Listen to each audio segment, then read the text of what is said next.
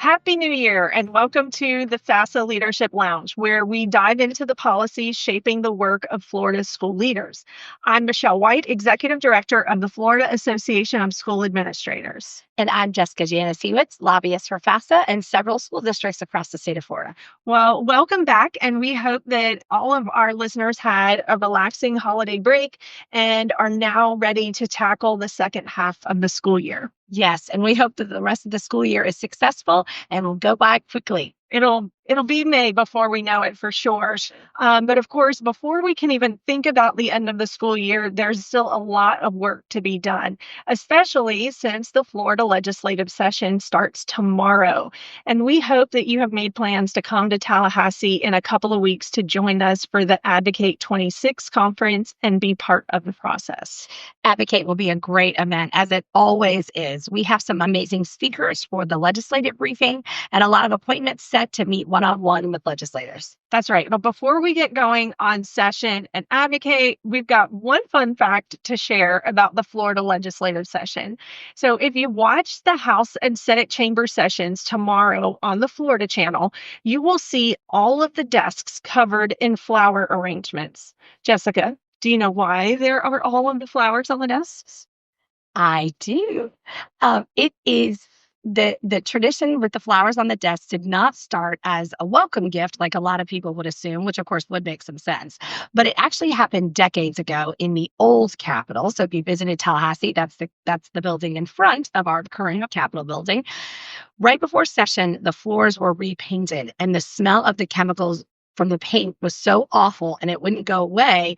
Before they started session, they decided to try to fix that. And the First Lady of Florida at that time made the decision to bring large bouquets of flowers in and put them on all of the legislators' desks to try to mask that terrible smell from the paint. So with that, a tradition was born. And today we see flowers on their desks, and it's sent as a good luck token for a successful session. That is really a cool tradition. And it is only the second busiest day of the year for florists in Tallahassee. And of course, Valentine's Day remains the first, the most busy, but still a really cool way to get things started. And the current Capitol, it was built and completed in 1977. So this would have been pre-70s. So look for those flowers tomorrow on their desk. They are actually quite beautiful. And we know this week is going to be a very busy one with the first day of session. We will also have on that day the governor's State of the State address. And there actually are even going to be a number of committee meetings following all of that pomp and circumstance in the morning. Absolutely. And of course, we'll hear from both the speaker and the president during those welcome speeches. And these are a great way to listen in and kind of hear what they're prioritizing. Not that any of our elected leaders have been short with words over the last few months and telling us what their priorities might be. But there's also no shortage of education bills that will be discussed in committees and on the floor. So the members came back from break and started filing many new bills, with the filing deadline being last Friday, January 9th. That's right. So that means for the most part, we know what the bills are that we're going to be dealing with for this session. There are a couple notable exceptions, and the first are committee bills. These are bills that are the product of a legislative committee rather than an individual legislator. So the filing deadline is for member bills. Committee bills can continue to be created. We see these most often coming out of the House, but they could come from either chamber, but generally it's the House that has committee bills. And I would expect a number of bills like this to appear. Of course, also bills can be amended, and those amendments can introduce different policy components. So there's still a lot to be determined, even though all the member bills have been filed at this time. That's right. So there were some bills that were filed recently that, of course, are going to have some interest for our members. Filed late last week was House Bill 1253, Athletics in Public K-12 Schools, which requires the Florida High School Athletic Association to adopt bylaws allowing coaches businesses to provide food, transportation, and recovery services using personal funds in good faith. It also states that the use of personal funds does not constitute an impermissible benefit when properly reported and not used for recruiting purposes. And it limits the use of personal funds to $15,000 per athletic team per year.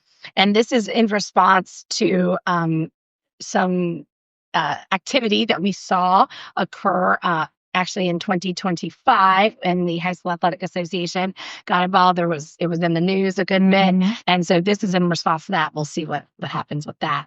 Additionally, this past week, Senate Bill 430 and its companion were also filed. These bills would require instructional, administrative, and pre-K personnel to subscribe to a new oath affirming their support for federal and state constitutions and a commitment to personal and professional ethics. It would also require administrative and instructional employees of the Florida college system and state universities to take a similar oath. Interesting.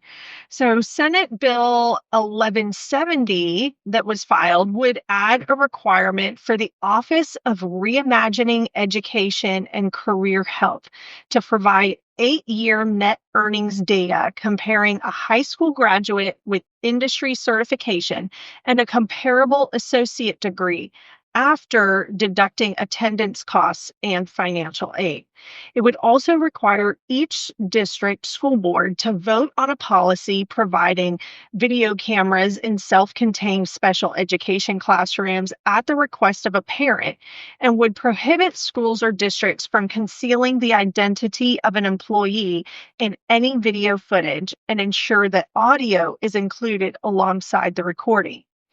Video cameras in self-contained classrooms has been an issue that's been going on and talked about for many years, which is something we see a lot in Tallahassee. Just because a bill does not pass one year does not mean that it won't reappear in the future. That is very true. We often see issues come back again and again. So it's not just, oh, it didn't pass this year and we'll never hear from it again. In fact, that's usually not the way it works. Sometimes it takes a few sessions for things to pass, and other times issues eventually kind of lose steam, if they've been heard a couple of years and there hasn't been any traction, and then eventually they don't return.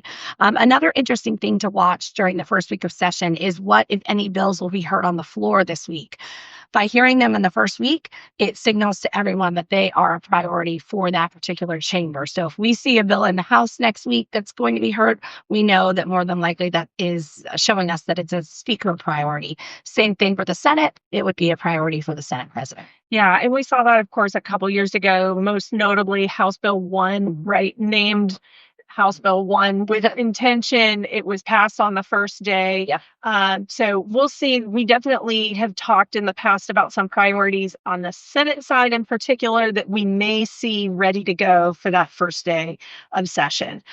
We will definitely keep an eye on what the House and the Senate do this week on the floor, as well as any of these bills or others that pop up in the next 60 days. The clock is started. The clock is starting. The governor also announced this week that there will be a special session. So we know not only are we going to have this 60-day legislative session, but we already know in advance that there will be a special session regarding congressional redistricting. This special session will be held in April, is what he indicated, after the regular 2026 session. The governor stated the reason for this timing is that they are awaiting a decision from the U.S. Supreme Court. So the High Court is expected to rule later this year in a voting rights case, which may bar states from considering the racial makeup of voting populations when they draw new districts. This could impact the drawing of the maps. So that is why the governor says we're going to wait. He's going to wait and call it in April. In the past, House Speaker Perez has stated that he wanted to work on redistricting now during the regular session, but we shall see how this all pans out. For sure. We'll see if who's going to win that little debate. Yes. But also, if the past is any indication, it probably will be the only special session this year. The governor also indicated that there may be a call for a second special session on property taxes. though that could be tackled during the regular session if the legislature chooses to do so. So we know that the House has got some bills already filed, hoping to tackle that. The governor has continued to talk about doing a special session. If it goes to special session, of course, we can't really build a budget in 60 days. Either way, it means session's going to keep going until we get through that property tax piece. So stay tuned for sure. Another topic of note for this week is that last week, the U.S. House of Representatives voted to pass the bipartisan Anchor for Military Families Act. This act will help ease many of the burdens that come with the frequent relocation of military families, and it will ensure that these families have access to key information regarding relocation resources, educational rights, school enrollment support, housing assistance, and more. Wow, that's a great bill, and it will be very impactful, I'm sure, here in Florida, as we obviously have a large population of military families. The Anchor for Military Families Act has gotten a great deal of support. It was endorsed by Blue Star Families, Partners in Promise, and NASSP. We'll keep you updated on how this moves along at the national level. So we have updated you for this week. It's going to be a busy week moving forward. Make sure you're watching all of our newsletters and certainly social media, but stay tuned for the 2026 FAFSA Leadership Lounge, and we look forward to talking with you soon. Thank you for listening to the Leadership Lounge podcast presented by the Florida Association of School Administrators. Today's podcast was hosted by Michelle White and Jessica Janasiewicz. Podcast was produced by Jeff Willoughby. Original musical recordings by David Higgins. Make sure to subscribe to the podcast wherever you listen to your favorite podcasts. New episodes are released each Monday. For show topics, suggestions, questions, or comments, please email communications@fasa.net. We hope you enjoyed the show.